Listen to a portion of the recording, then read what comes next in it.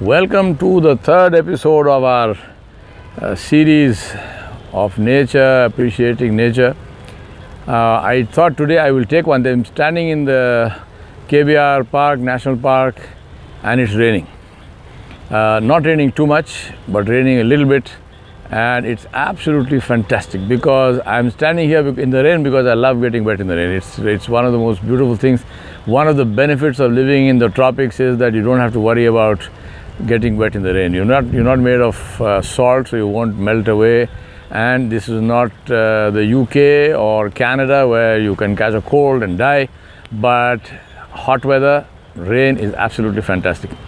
As you can see, I'm standing with this beautiful reed bed behind me. This is a water conservation pit. It's not a natural thing. It has been made in this forest to retain whatever water comes. As you can see, there is not too much of water because we've had a very dry summer, but we just started getting some rain, and alhamdulillah, we look like if this continues, then at least for this year it should solve our water crisis. We have I'm sure you've read, and I'm sure you're getting a lot of videos and so on about the water crisis facing the world. Believe me, there's no exaggeration. Not only is there no exaggeration, but if anything, the case is understated. What I strongly recommend is, those of you who have not seen it, you must watch this absolutely fantastic Oscar-winning documentary called An Inconvenient Truth. An Inconvenient Truth. It is a documentary, and it's narrated by none other than Al Gore, the man who the people of the United States decided to vote against, and they chose George Bush Jr. It's a matter of conjecture what the world would have been, and what the US would have been, and what the rest of the world would have been if they had chosen Al Gore instead of George Bush. But politics is not my agenda here. I'm just mentioning that because that documentary, An Inconvenient Truth, is something that I very strongly recommend. Every single one of you must watch it. Make it compulsory watching in your schools, in your colleges, in your homes, associations, clubs, you name it, in everywhere. Make sure that people watch that thing. There are DVDs available. You can download it on the net and so on and so forth. It gives you a very, very clear picture of what the world is coming to and what it is likely to come to unless we wake up. The second thing I want you to read is a book called When the Rivers Run Dry by a man called Fred Pierce. I hope I got the name right, but anyway, the book is called When the Rivers Run Dry, and the second name is Pierce, P-E-A-R-C-E, and I think the first name is Fred. Again, an absolutely eye-opening book. The water crisis in the world is, as I said, whatever you hear, multiply that by 100 times. That is the actual reality. What we hear is not the reality. People are still being polite. People are still finding it difficult to believe that things can actually be so bad. Things are actually much worse. They're not so bad, they are much worse.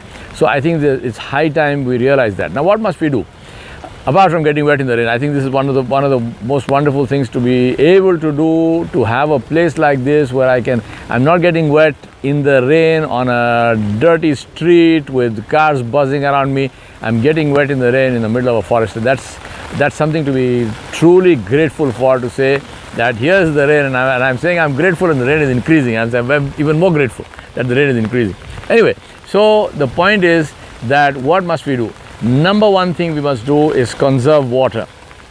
Two ways. One is rainwater harvesting. Make sure that you push for this thing in your cities, in your towns, in your individual homes, rainwater harvesting. Number two is water usage. There are now some taps with adapters on them where you get a little spray of water instead of the big flow of water, and that is a beautiful thing because you get your job done at a fraction of the usage of water that it would actually otherwise you would have used. So install those taps. The whole contraption, we have done that in our masjid. We have done that at home. The whole thing costs less than 150 rupees. In dollars, I don't know how much is 150. It's like 20 cents or something. So make sure you install that. in your homes and in your public buildings and so on. So you are conserving water in terms of how much you use. Do not have tubs in baths, please. I don't think I should even need to say that. Don't even have showers. Use a bucket and use as little water as you can. Third thing to do is to recycle water, which is all the wastewater, especially water from the wash basins, water from your kitchen sinks, the washing machines in not the ones, the clothes washing machine with detergent, but non-detergent washing machines, dishwashers and so on. Recycle that water. Simplest way to recycle is just let it go into your gardens. If you have gardens, just let the water go, water your plants with that. That water percolates, goes down and becomes part of the groundwater, which is good enough. Otherwise, let it go into a soak pit in your yard, which is the easiest thing in the world to construct. Let the water go in there and it will soak, and the water becomes part of the groundwater system. So three things. One is to rainwater harvesting, is to harvest the rainwater, don't let it run off. Number two is reduce the amount of water usage, and three is to recycle the water that we actually get. I think these are things which must be drilled into the minds of people. Believe me, we really don't have time. We are running out of time, and it's not funny at all. I am old enough to say that maybe I will disappear into the atmosphere before this happens, but believe me, a lot of you watching this, you aren't going nowhere. You're going to sit here and watch that thing happen, and it won't be funny, because if we are in a world where people are saying, people bandy about these things, they say wars will be fought over water. I mean, everything in this world, we seem to live in an environment where everything has to come down to killing each other. I mean, this is such a idiotic and such a negative way of life that we have chosen for ourselves. Anyway, let me not go into that. Really and seriously think about water conservation. To come back here, as I said, I'm standing in this beautiful forest. I've got this lake behind me. Don't do what I'm doing here. If you ever go to a forest, don't just go to a strange lake and stand there, because if there are crocodiles, then there will be the video person taking the video will get a nice kill shot, and that won't be nice for you. I am doing this because I know there are no crocs in here. So always safety comes first. In the interest of anything, don't sacrifice safety. Do what you know. Where you have a doubt, stay away from that. But here's a lake. Now if you look at this, I've got this reed bed behind me. As we walked in here, we had some lapwings which gave off their call, and they flew away, their alarm call. There were some jacanas here, and the jacanas also went back to where they are, where they are hidden. There will be small fish in this lake. There will be amphibians, frogs and toads and so on the outskirts. There are probably a couple of small turtles in here. I know there are no crocs. And this whole forest also, it has, as I said yesterday, the beauty of this forest is that this used to be part of the palace of the Nizam. It was called Chiran Palace. The palace is still here. But the whole area of 300 acres has been converted into a national park. The beauty of that is because it was a part of a palace, it was a private land.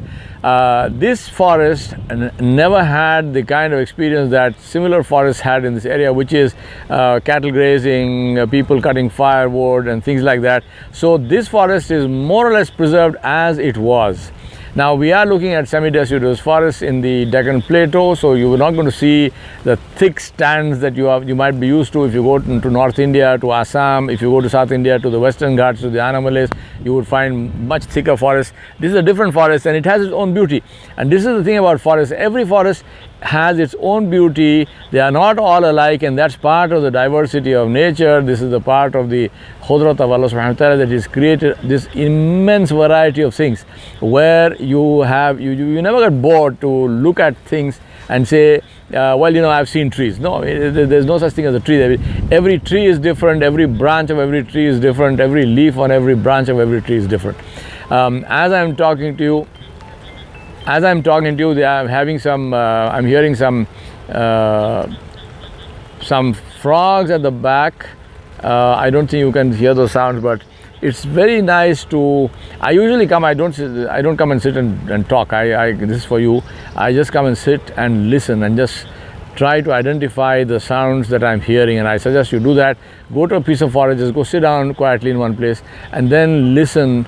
Let your ears get attuned to the silence. You will find that, like me and most of us, if we come from an environment which is full of noise, your ears will buzz for a while, but after a while they'll settle down, and then you actually start hearing things, and that's absolutely beautiful. You will hear crickets, you will hear frogs, you will hear birds, depending on which part of the world you are, what kind of forest. You will hear mammals, animals. There's nothing. There's no saying what you will hear. So listen to that, hear it, try to identify the sound, and if you hear what looks like a tiger, then get up that tree very fast. Thank you very much for watching and listening.